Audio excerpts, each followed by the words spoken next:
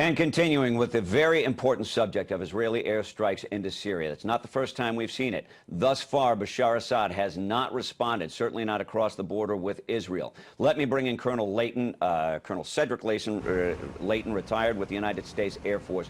And Colonel Leighton, let me first ask you what I think is the most important question, is the politics of all this. Could this be playing right into the hands of Bashar Assad and ultimately Iran if they get dragged into a larger conflict in the region?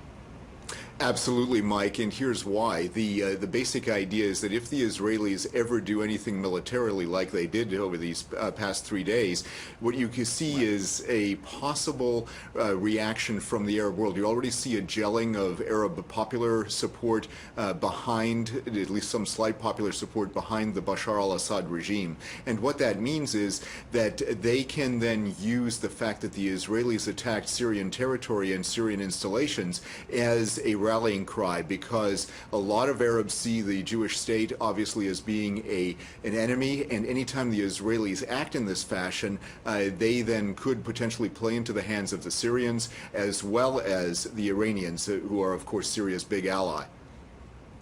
Could they unify the rebels with the Syrian government, or are the rebels too far gone? There's been so much bloodshed.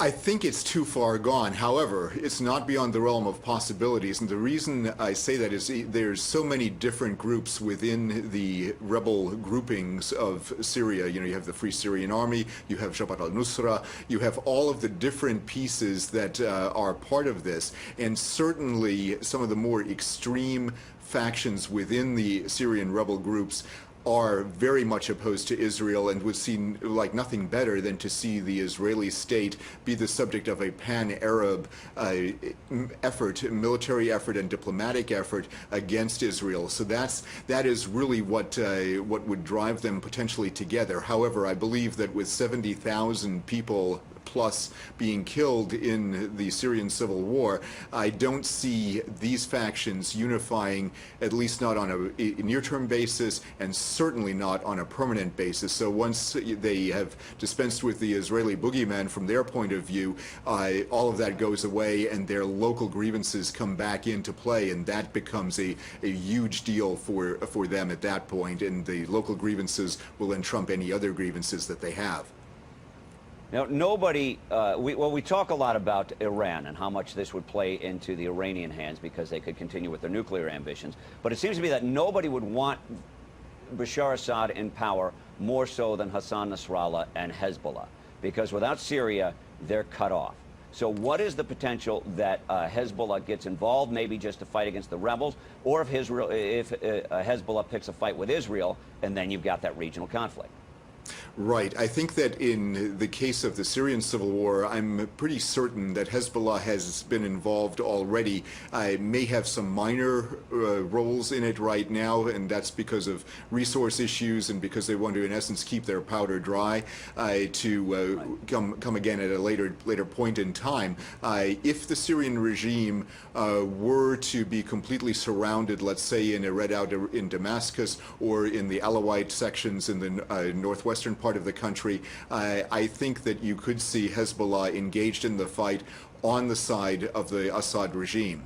I also believe that Hezbollah will take every opportunity that it possibly can to move the fight toward Israel, and that will be something that they could easily do, especially if the Hezbollah leadership as well as the Iranians think that the Israelis are affecting the outcome of the Syrian civil war, because then that seeks to bring in more players, and when that happens, what you have is an increased willingness on the part of so many different players to get involved on the side of the Assad regime. And when that happens, the risk of conflagration in the Middle East is going to be extremely high. Now, while this goes on, and the intelligence community and the intelligence resources are all drawn toward this, do the Iranians scurry quickly and get more aggressive about enriching uranium?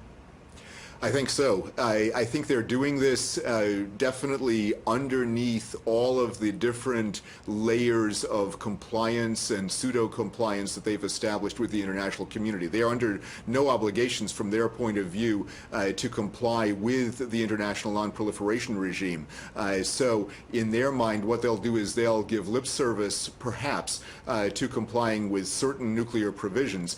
But when it comes to actually what they do, what you'll see is an increased use of their facilities, especially the Fordo site and a few others around Qom and other cities in Iran. They will use those sites to further their weapons research activities. And this is the perfect opportunity for them because they see us as being distracted by many different things, to include what's going on in Syria. They are also increasingly vulnerable because of what's happening in Syria, and they believe that the nuclear weapon possibilities that they may be reaching through their research are very important for the furtherance of Iranian interest, and those Iranian interests include the domination of the Persian Gulf region, if not the entire Middle East. And that is what they're working toward. They're working toward consolidating their power and moving forward in a way that then makes them basically unassailable from a diplomatic and military standpoint. That seems to make sense. They'd like to control in fact, at one point, Hariri sent me an email saying that what they're shooting for was something very similar to the Soviet Union, with a nuclear-anchored Tehran and a bunch of subjugated states around them. Now, one of those subjugated states is Syria. And what seems really interesting to me right now is that the Israelis have struck now a couple of times inside of Syria with impunity. Looking strong is extremely important for any leader, but particularly in the Arab world. So how long is Bashar Assad going to take this? When you hear them say, next time we'll respond, isn't it important for Bashar Assad to respond somehow now? Does he have the moxie to pull the trigger? Does he have the strength? Does he have the resources? He probably has the moxie, at least in his own mind. Now, as far as strength and resources, I think that the Syrian civil war has actually had a significant impact on military readiness. The Syrian military was not a 10-foot-tall dragon even before the civil war. But the civil war has further weakened it. They've had a lot of defections, not only of rank-and-file troops, but you've also had defections of senior leaders. And what that means in terms of getting resources out there and actually having an operational capability is that operational capability is exceedingly weakened by all of the conflict that has gone on throughout large stretches of the Syrian country, especially around Aleppo and around Damascus. Now, when you look at all of that, there's a willingness certainly on the part of Bashar Assad to retain power, but he will not be able to actually go in and really affect Israel in a normal sense, in a force-on-force type of sense, but asymmetrically, using Hezbollah, he can certainly do that, and he will try his best to do that, leveraging Hezbollah's abilities on the guerrilla front and in the black arts of putting IEDs together and possibly even chemical attacks against Israel. That is all a distinct possibility, and those are the kinds of things that they have to be very careful of when they're thinking about this in Jerusalem. And quickly, before I wrap you, I want to know if you've got any information about the type of weapons the Israelis struck. I've seen reports saying that they were capable of carrying chemical warheads, or these are just the Fatah rockets that we've seen Hezbollah mess around with before and not really get off the launch pad. Well, the primary area that they seem to be working in, and those primary targets that the Israelis went after, appear to be that Fatah rocket. Now, there are some other possibilities there because the Iranians have been delivering a lot of different weapon systems, and so you're looking at even the possibility of Shahab family weapons that the Iranians have put together. That's in addition to the Fatah, and they could have a much longer range, and it is conceivable that the Iranians have given the Hezbollah forces some components of the Shahab missiles that they could then use to attack Israel and even beyond if they were so inclined. Well, if they fire the Shahab, that's an unmistakable Iranian signature on the weaponry. And Colonel Leighton, thank you very much. This is very interesting information for very tense times. And we will be back in a couple of minutes.